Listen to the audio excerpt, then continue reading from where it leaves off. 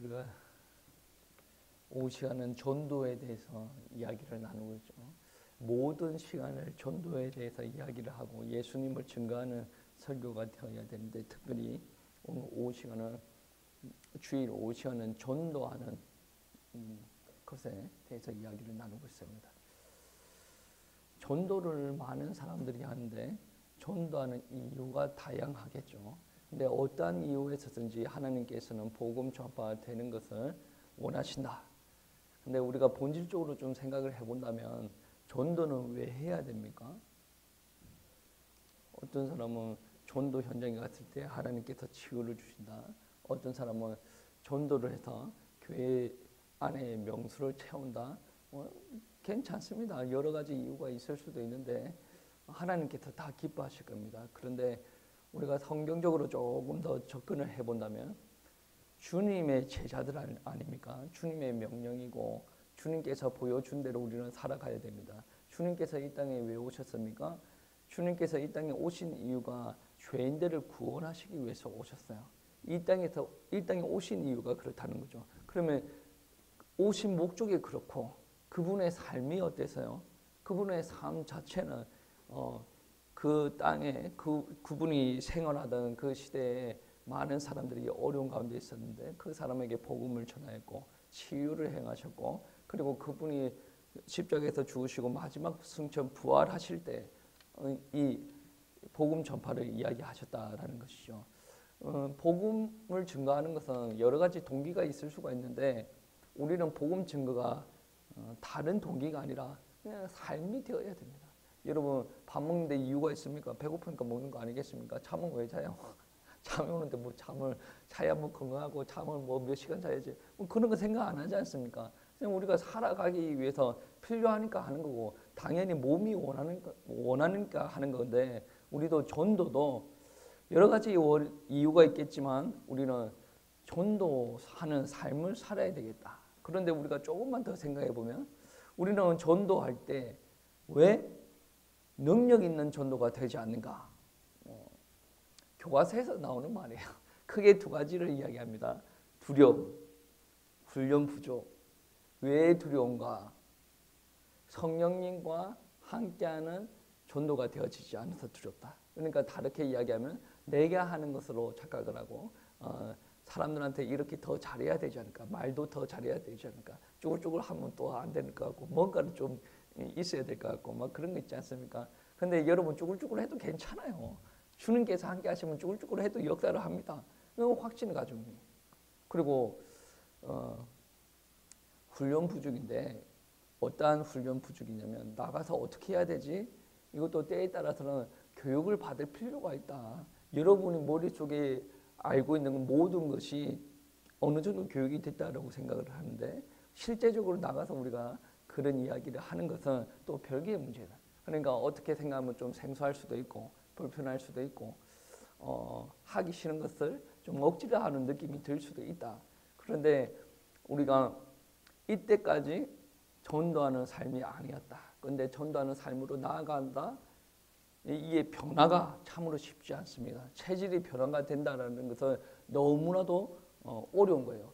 교회 와서 예배 드리고 찬양하고 헌금하고 아멘 감사합니다 사랑합니다 이렇게 가는 것은 아예 불신자들이 볼 때는 그렇게 하는 것도 귀하지만 어느 정도 이 정도 삶이 되어졌다라고 한다면 삶의 현장에서 순종을 하고 전도하러 나가는 것은 너무나도 힘든 일이에요.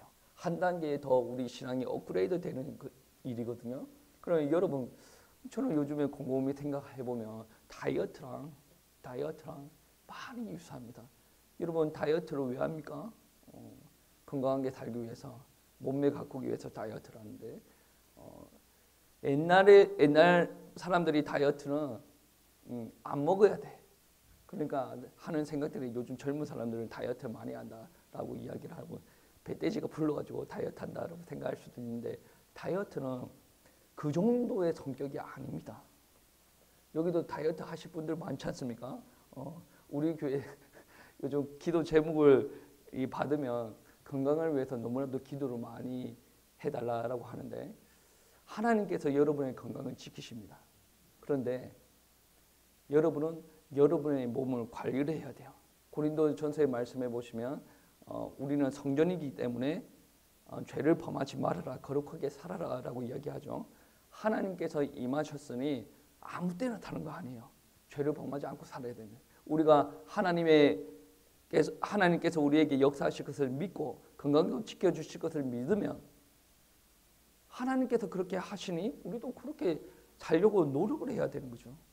다이어트가 그런 개념에서 좀 의미가 있다는 거죠. 왜냐? 다이어트는 짧게 이야기하면 그겁니다. 먹지 말아라가 아니라 운동을 해라라는 것이 아니라 습관 바꾸는 거야. 여러분은 습관이 어떻습니까? 일평생 운동을 안 했어. 여러분 밥 먹는 습관은 어떻습니까? 일평생 내 입만 즐거운 식습관이었어요. 그리고 밤 되면 야식이 땡기죠. 야식을 먹어야 잠이 온다. 이건 아주 과학적입니다. 왜? 야식을 먹으면 음식이 들어오면 혈당이 팍 올라가요. 그거를 혈당 스파이크라 그러더라고. 혈당이 탁 올라가면 나타나는 특징 중에 하나가 뭐냐면 잠이 오기 시작해요. 그래서 여러분 밤에 잠이 안 올 때 야식을 먹고 나면 잠이 잘 오죠. 근데 그러나 그러한 행동을 하면 몸이 완전히 다 망가집니다. 혈관도 망가지고 간도 다 망가져요. 그래서 다이어트라는 것은 식습관을 바꿔야 됩니다. 왜냐하면 요즘 말하는 정푸드 있잖아요. 인스턴트. 그리고 여러분이 즐겨했던 맵고 짜고 단 음식을 조금 끊어야 돼요. 아예 먹지 말라는 게 아니라 조금 절제를 해야 돼요. 그리고 몸에 좋은 것을 많이 먹어야 돼요. 몸에 좋은 것을 많이 먹으라라는 것은 비싼 음식을 많이 사 먹으라는 게 아니죠. 방금 이야기했던 그 안 좋은 것을 끊고 여러분 야채를 잘 안 먹는 사람은 야채를 많이 먹어줘야 돼요. 그리고 단백질도 먹고 탄수화물도 먹고 이렇게 해 나가야 된다는 거죠. 근데 우리가 살아오면서 이런 거를 생각한 적이 없어요. 여러분 한번 좀 고려해 보세요. 여러분 식습관을 한번 보세요. 제가 요즘에 이런 거를 좀 알고 딱 보니 뚱뚱한 사람들이 이유가 있어. 마른 사람도 이유가 있어. 병이 생기는 사람도 이유가 있어. 그러니까 음식 먹는 거를 조절을 못하고 자기 입만 즐거운 거를 가지고 탁 입에 다 넣지 않습니까? 몸 시스템 자체가 여러분 건강하지 못하도록 합니다. 밤에 야식을 계속 땡기지 않습니까? 여러분 의지와 상관없이 몸이 계속 땡겨. 체질을 그렇게 만들어주고 몸이 그렇게 세팅이 된 거예요. 몸이 그렇게 세팅이 됐다라고 한다면 여러분 건강할 수 없는 몸이에요. 그리고 여러분 일평생 운동을 안 했지 않습니까? 운동하셔야죠. 나이에 따라 건강한 정도에 따라 운동하는 거는 다를 텐데 밥 먹고 나서 최소 1, 20분들은 서 있어야 돼요. 최소를 이야기하는 거예요. 그렇게 생활을 하다 보면 건강은 따라오는 거고 습관이 좀 바뀌었을 뿐인데 건강이 따라오는 거고 습관이 좀 바뀌었을 뿐인데 몸의 모양이 예뻐지고 멋있어지는 거예요. 그러니까 여기서도 동기가 중요하죠. 나는 살을 빼야 돼. 그래서 식습관을 바꾸고 운동을 해. 나는 건강하고 예쁜 몸을 원한다. 그래서 먹는 거를 바꾸고 그게 다른 동기가 되어질 수 있는데 동기 그런 거 다 떠나서 그냥 내가 살아오던 습관을 바꿔버리면 돼요. 그 습관을 누가 만들어줬냐는 거지. 부모가 만들어준 거예요. 부모 식습관 다 따라갑니다. 바닷가 주변에 있는 사람들은 어떻게 먹습니까? 반찬을 맵고 짜게 먹어요. 저는 가끔 사모님 보고 하는 말이 간 보지 말아라. 그냥 넣지 말아라. 집에 가면 계란을 딱 해서 계란 프라이를 하지 않습니까? 소금 치지 마. 아니 맛이 없잖아요. 그러면 아니 그거 소금에 얼마나 소금이 들어간다고 안 쳐도 별 상관이 없어. 그냥 소금 넣고 맛이 느끼하면 너무 맛이 없으면 아니 김치조림 할게 입에 넣으면 되지. 너무 소금기가 많아. 우리 한국 사람들 너무 소금기가 많아. 체질을 바꿔야 돼요. 신앙생활 할 때도 체질을 바꿔야 돼요.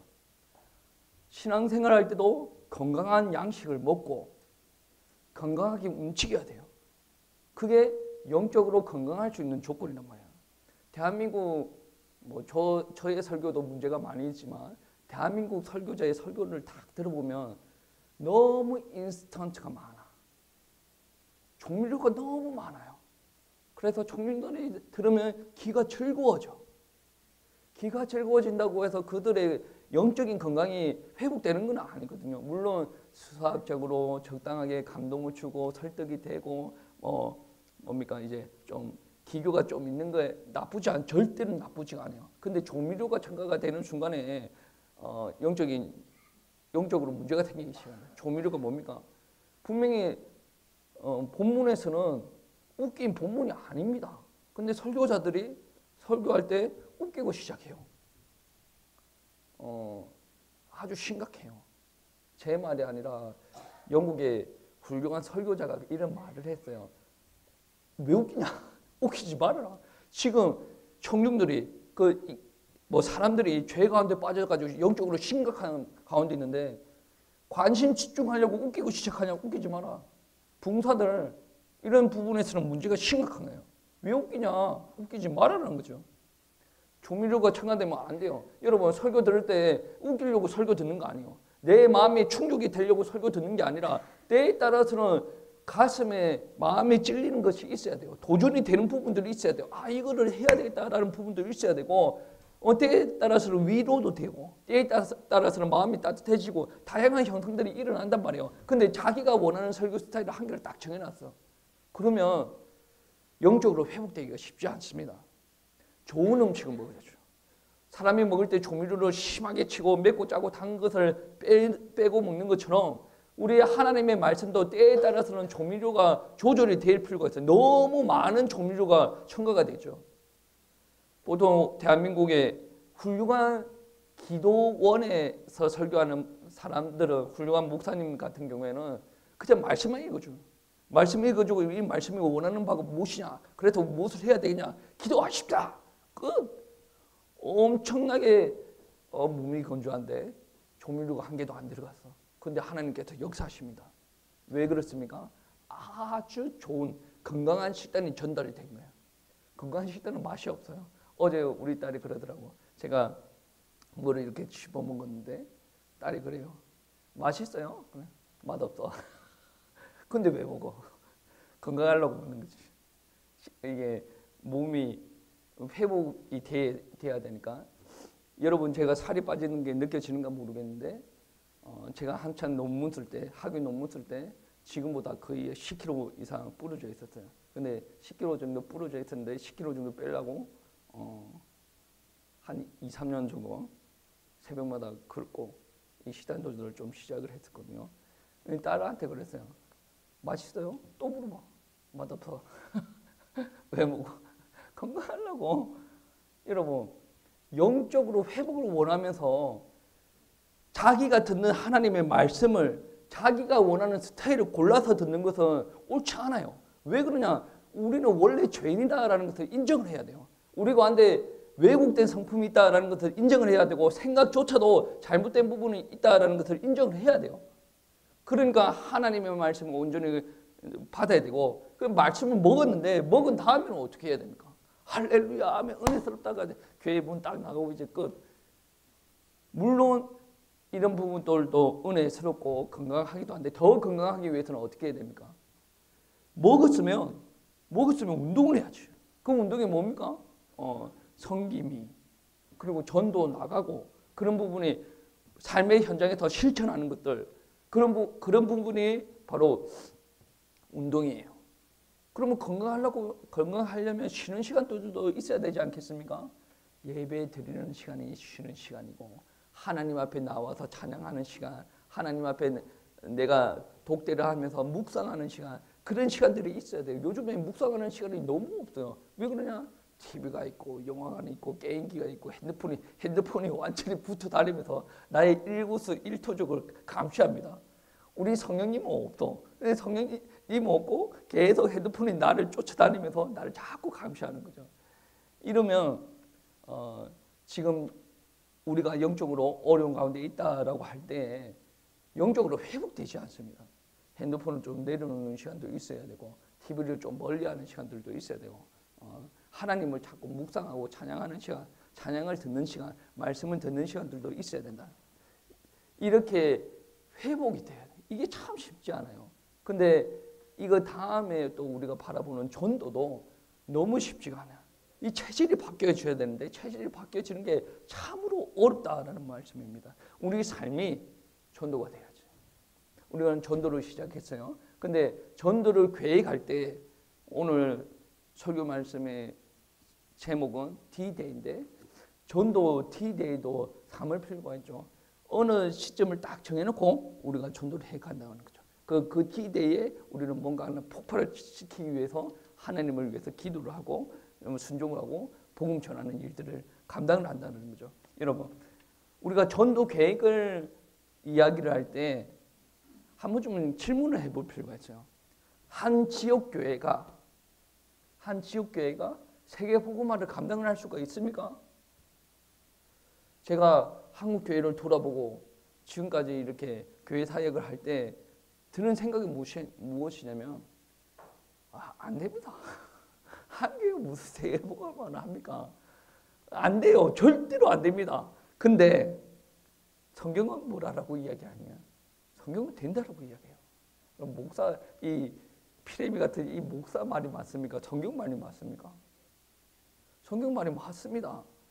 여러분 삶의 현장에서 여러분의 모습을 바라보면 여러분은 절대 안 된다고 합니다. 근데 성경에서 자꾸 된다고 합니다. 그럼 누가 잘못된 거예요? 우리가 실패의 경험이 많기 때문에 우리가 잘못된 겁니다. 하나님께서는 하신다라고 이야기하는데 우리가 경험해보니 안 되더라. 아무래도 안 되더라. 그렇게 이야기하는 것은 우리가 벌써 실패가 우리 생각과 마음을 장악을 하고 있다는 거죠.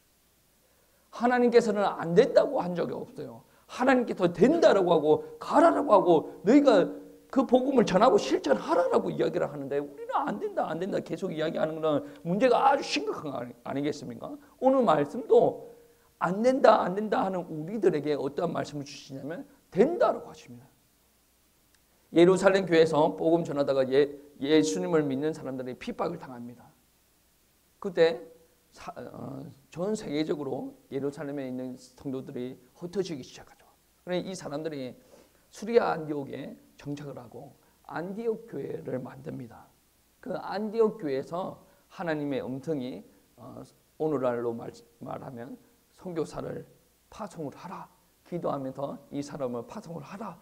라고 이야기를 하는데 이때 파송된 사람이 바울과 바나바입니다. 그래서 이 바울과 바나바 한 지역교회였습니다. 안디옥 교회는 한 지역교회입니다. 예루살렘 교회도 한 지역교회 중에 하나입니다. 여러분이 아는 에베소 교회도 지역교회 중에 하나예요. 안디옥 교회 지역교회입니다. 한 지역교회가 어떤 일들을 하냐면 선교사를 파송을 하죠. 파송을 하고 파송하는 곳곳마다 어떤 일들이 일어납니까? 제자들이 일어나요. 그 제자들을 중심으로 지역교회가 또 만들어지죠. 빌립보 교회, 여러분이 아는 에베소 교회, 여러 가지 교회가 이렇게 만들어진다는 것을 알 수가 있죠. 그러니까 오늘날로 이야기를 하면 튀르키예, 그리스, 로마, 유럽 전체가 완전히 하나님의 복음으로 말미암아 회복되는 역사가 일어나요. 이게 복음이 받아들이면서 육신적으로도 회복되지만 영적으로 회복되어지는 질적인 역사가 막 일어났다는 거죠. 오늘날도 가능합니까? 오늘날은 어떻게 이야기합니까? 오늘날은 불가능하다. 개척하는 경우에도 한번 개척할 때 얼마 들고 맨 땅에 헤딩하면 안 된다. 저도 그런 생각이 좀 많아요. 요즘 보니까 좀 그렇더라고요. 그래서 하는 일들이 뭐냐? 분립개척이다. 그래서 대한민국의 분립개척을 하시는 분들이 많아요. 그거는 저는 훌륭하다라고 생각합니다. 그리고 해외에서 교회가 세워질 때도 보면 국내에 있는 모 교회가 선교사로 파송을 하면서 교회가 개척되는 경우가 너무나도 많이 있는데 그런 부분들도 훌륭하죠. 근데 성경에서는 어떤 모델을 제시를 하냐면 안디옥 교회에서 선교사가 파송이 됩니다. 근데 그 선교사 바울이 가는 현장마다 제자가 일어나고 교회가 세워지는 일들이 일어나지 않습니까? 그러니까 교회가 일어날 때 바울이 어떻게 그런 교회를 세웠냐? 물론 기도도 했어요. 물론 바울이 전도를 했습니다. 그 전도의 내용이 뭐냐? 죄 가운데 고통 가운데 빠져있는 우리들을 구원하기 위해서 하나님께서 그의 아들을 보내셨는데 그의 아들은 누구냐? 예수다. 그 말고 다른 복음이 없어요. 예수가 전달이 됐다라는 거죠. 예수가 전달이 되어졌을 때 성령께서 역사하시니 변화가 일어나는 일들이 일어나는 거예요. 그러면 어떤 분이 질문을 하겠죠. 그 시대 때는 예수만 전하면 됐겠지라는 이야기가 있겠죠. 너무나도 모르는 이야기예요. 오늘 아침에 에베소서 이야기를 하면서 가정의 모습에 대해서 짧게 이야기했지 않습니까? 그 시대 때는 그게 되겠지라고 생각하겠죠. 아니에요. 에베소 교회는 우상숭배도 그 지역은 우상숭배도 많고 가장 로마스러운 지역이었다. 로마 안에서는 음란하고 각종 문화들이 다 응습했어요. 교회가 온전히 세워지는 일이 없었습니다. 근데 그 지역에서 이렇게 아버지는 이렇게 하고 자녀는 이렇게 하라라고 가르쳤거든요. 지금 바울이 복음을 들고 들어가는 지역들이 복음을 받을 준비가 되어져 있는 그러한 문화적인 배경을 가지고 있는 지역이 아니단 말이에요. 사도행전 17장 말씀해 보시면 아덴에 전도하러 갔어요. 이 사람들은 철학을 좋아하고 종교심이 강했어요. 종교심이 강하면 복음을 전할 수 받아들일 수 있는 환경이 깔려져 있는 거 아니겠습니까? 라고 생각할 텐데 그리스도 신전 안에 있는 그런 것들을 우상숭배하는 종교심을 두고 이야기하는 겁니다. 부활에 대해서 믿을 수가 힘든 상황입니다. 그리고 이 당시에는 예수를 믿으면 어떤 일들을 당했죠? 핍박을 당했어요. 오늘날은 예수님 믿으면 핍박 당합니까? 그렇지 않아요. 근데 그 당시에는 예수님을 믿고 예수님을 전하면 핍박을 당하는 그러한 상황이었어요. 예수님을 믿을 정말로 성령의 역사가 아니면 예수님을 믿을 수가 없는 상황이었다. 그리고 어떤 사람은 그렇게 생각했죠. 그 당시에는 사람들이 무식했겠죠. 지혜가 없었겠죠. 여러분, 절대로 그렇지 않습니다. 우리는 핸드폰을 들고 다니기 때문에 우리가 유식한 것처럼 착각을 하겠지만 그 당시에는 사람들이 엄청나게 지혜가 있었습니다. 그 사람들의 철학을 요즘 사람들도 잘 이해 못하는 사람들이 있습니다. 그 사람들의 지혜가 부족한 게 아니란 말이에요. 그 사람들이 대단한 사람입니다. 물론 우리들이 대단한 부분들도 있지만 그 사람이 결코 우리들보다 무시하지 않다. 원신이다. 막 미개인이다. 그렇게 평가될 이유가 전혀 없다라는 거죠. 복음이 전달되기에 합당한 배경을 가지고 있는 것이 아니고 하나님께서 가서 복음을 전하라라고 했기 때문에 순종하고 전하는 겁니다. 사도행전 18장 말씀에 고린도 교회에서 이제 전도하고 있는 바울에게 하나님께서 뭐라고 합니까? 두려워하지 말고 담대하게 가서 나의 말씀을 전하라라고 이야기하십니다. 이 성에 내 백성이 많습니다. 어떻게 반응합니까? 바울이 그래서 1년 6개월 동안 복음을 전하는 일들이 벌어지지 않습니까? 그 복음을 전한다라는 말은 말씀을 전할 때 조미료를 섞지 말아라는 거죠. 그냥 있는 그대로 전할 필요가 있는 거예요. 교회 오면 가정이 행복해진다. 교회 오면 뭐 육신이 그런 조미료는 필요 없다. 주님께서 십자가에 못 박히신 이유가 뭡니까? 죄 가운데 빠졌던 우리를 구원하기 위한 거. 죄에 빠졌다라는 것을 부연 설명할 필요가 있고 구원한다라는 것을 부연 설명할 필요가 있죠. 근데 교회에 오면 경제적으로 회복된다. 물론 그 신앙생활의 많은 이유 중에 그런 부분들도 있습니다. 근데 조미료가 뒤죽박죽으로 섞여지면 안 된다는 거죠. 정말로 복음은 조미료가 섞이면 안 된다는 거죠. 복음은 복음이에요. 조영계 목사님께서 세우신 순복음 교회. 복음에 무슨 순복음이 있겠습니까? 그런데도 순복음이라고 이야기하는 이유가 있겠죠. 왜? 복음이 워낙 뒤죽박죽이고 뭐 복음도 아닌 것을 복음이라고 하니까 그 교회 목사님이 순복음이라고 이야기했겠죠. 여러분, 복음은 있는 그대로 전달돼요. 어떨 때는 복음이 재미가 없어요. 다 아는 내용 아니겠습니까? 복음이 어떨 때도 다른 거를 이야기해 보세요라고 이야기할 수도 있는데 복음이 온전히 전해지기를 하나님께서 원하세요. 그게 전해졌을 때 하나님께서 역사하신다라는 말씀입니다. 여러분, 이 복음으로 말미암아 유럽, 로마가 회복되었다라는 것이죠. 어떻게 그런 일이 일어날 수가 있습니까? 전도자가 전도 현장을 밟을 때 하나님께서 함께 하신다라는 거죠. 하나님께서 전도자를 파송하실 때, 안디옥 교회에서 파송하실 때 어떻게 하라고 하셨습니까? 금식기도 하고 파송을 하라는 거예요. 사도행전 13장 2절 말씀에 이에 금식하며 기도하고 두 사람에게 안수하여 보내리라. 금식하고 기도하여 안수하여서 보냅니다. 왜 금식하여서 기도하는 것이 필요합니까? 요한복음 말씀에 보시면 주님께서 제자들과 함께 계시다가 본인이 떠나는 것에 대해서 이야기합니다. 본인이 떠나는 것이 너희에게 더 유익하다. 본인이 떠나면 우리 성령님께서 너희와 함께 하실 것이다 라는 것을 두고 이야기합니다. 이거를 아주 간단하게 생각할 수도 있는데 약간의 묵상만 들어가면 뭔가 시스템이 바뀌어지는 거예요. 예수님께서, 눈에 보이는 예수님께서, 모든 능력을 행하시는 예수님께서 함께 다닙니다. 그런데 시스템이 바뀌어요. 예수님께서 사라지는 거예요. 사라지는 그러한 일들이 일어날 때 십자가에 못 박히는 일들이 벌어지죠. 예수님께서 그렇게 이야기하셨는데 십자가에 못 박힐 때 어떻게 받아들였습니까? 끝났다라고 제자들은 생각을 했습니다. 그런데 예수님께서 부활하시고 40년 동안 하늘나라의 일들을 이야기를 하시고 승천을 하시고 나서 보혜사 성령께서 내려오시는 거예요. 분명히 시스템이 바뀌어져요. 눈에 보이고 우리를 일으키시는 예수님께서 없는 거예요. 근데 그분이 아예 없는 게 아니라 눈에 보이지 않는 영으로 함께 하신다는 거죠. 근데 예수님을 만나는 사람은 눈에 보이지 않더라도 느껴지는 거예요. 믿어진다는 거죠. 그런 것이 있는 사람들은 안다는 거죠. 우리가 성령으로 기도하십시다. 성령 충만을 위해서 기도하십시다. 모르는 사람들은 너무 추상적인 거예요.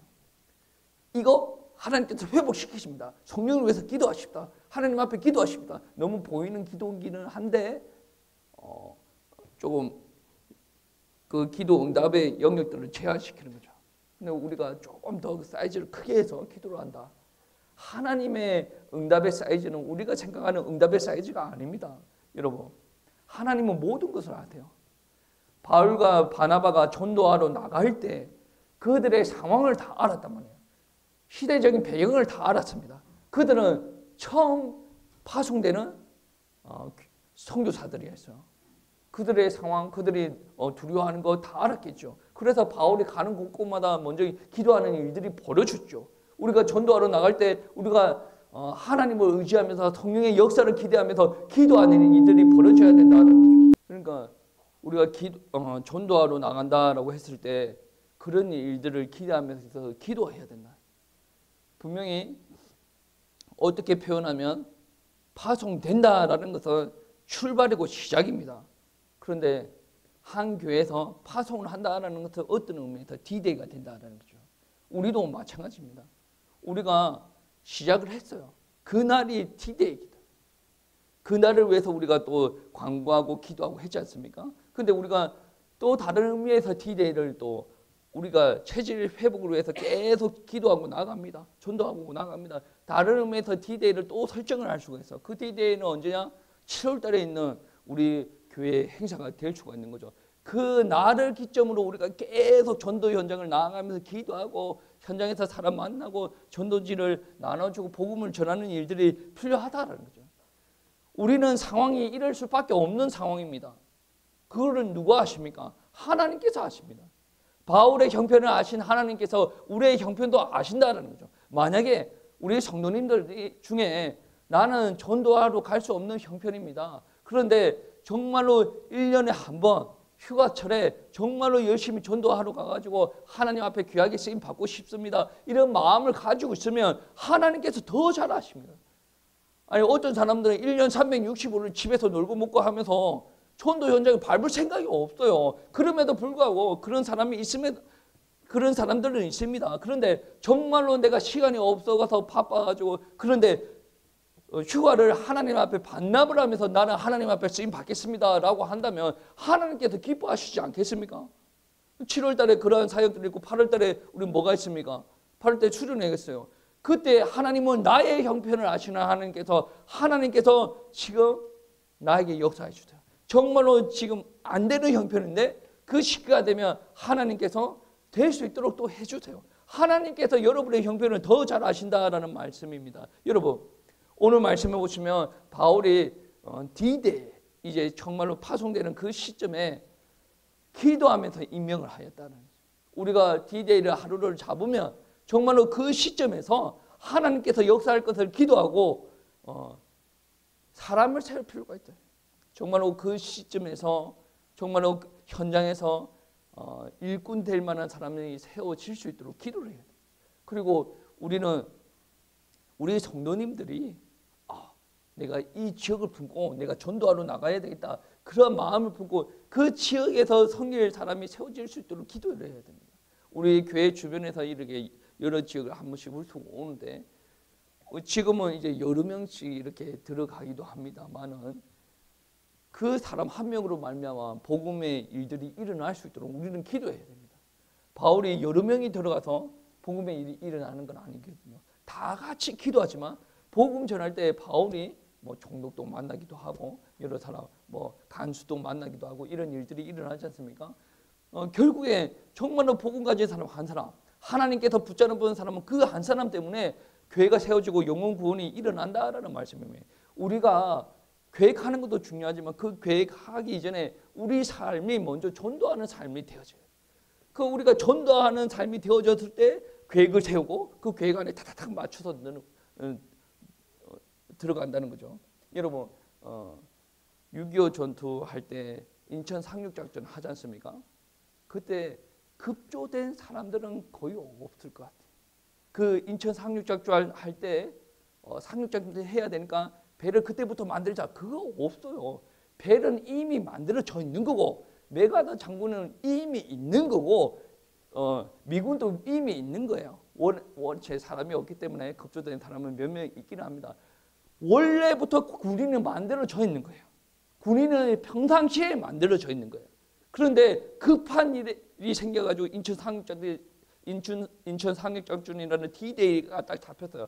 그러면 거기 맞춰서 계획적으로 타타타타 움직이는 일들이 벌어지죠. 근데 그 사람들이 군인의 체질이 없는 사람들이면 자기가 담당해야 될 역할 수행을 못한다는 거죠. 여러분, 저와 여러분 다 할 수 있을 것 같은데 우리는 오랫동안 안 하고 있었어요. 우리가 군인처럼 만들어져야 돼요. 뭔가를 했을 때 단기간에 뭔가가 이루어지고 재미있고 그런 것도 너무 좋아요. 그렇게 일어나면 성도님들도 재미나고 그런데 우리가 만들어질 필요가 있다는 우리 삶이 만들어져야 돼요.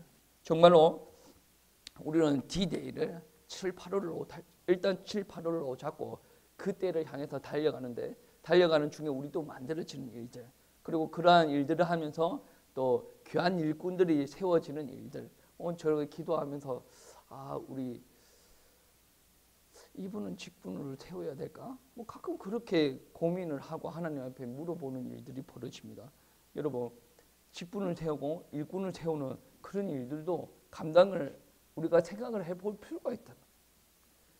그냥 예배만 드리고 나아가는 그런 한 일들 말고 예배를 드리면 교회는 헌신할 수 있는 장을 만들어줘야 돼요. 그리고 전도할 수 있도록 만들어줘야 돼요. 그리고 우리가 서로 묵상하고 서로 기도할 수 있는 것들을 만들어줘야 된다는 거죠. 여러분 전도할 때는 여러 가지 의미로 표현이 됩니다. 우리 체질을 만들어야 돼요. 그런데 하나님의 입장에서 한번 생각해 보세요.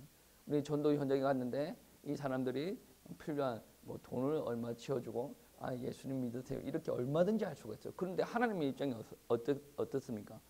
내 아들이 지금 나의 품을 떠나서 한동안 안 들어온다. 나의 딸이 지금 버림받고 지금 자기 마음대로 돌아다니고 있다. 라고 생각했을 때 우리가 하나님의 마음을 붙잡고 나아갈 필요가 있죠. 단순히 손에 몇 천원 지어주는 게 아니에요. 만약에 여러분 자식들이 길을 잃어버려가지고 울고 돌아다닌다고 그러고 한번 생각해 보세요. 몇 천원 지어주는 게 중요한 게 아니에요. 정말로 개를 데리고 경찰서 가가지고 그 아이의 엄마를 찾아주는 일들이 일어나야 되는 거죠. 우리가 마음이 바뀌어져야 돼요. 우리가 정말로 여러분 전도를 위해서 마음을 드리는 거 너무나도 귀한데 하나님의 마음을 알고 우리가 전도할 수 있도록 하나님께서 역사해 달라고 이렇게 기도하시기 바랍니다. 정말로 전도하는 삶이 우리가 가운데 회복돼야 돼요. 우리는 저도 그렇고 여러분도 그렇고 온전히 회복된 모습을 아닙니다. 근데 왜 이러한 이야기를 합니까? 도전하는 거예요.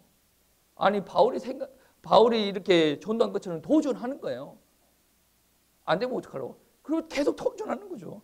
왜 사람이 할 수 있는 영역들이 아닙니다. 하나님께서 하셔야 돼요. 그러니까 믿음으로 도전하시고 우리는 기도로 계속 전진해 나갈 필요가 있다는 거죠. 정말로 우리 삶이 전도하는 삶이 되고 전도하는 일생이 되어져서 하나님 앞에 귀하게 쓰임 받는 우리 성도님들 되시길 축복합니다.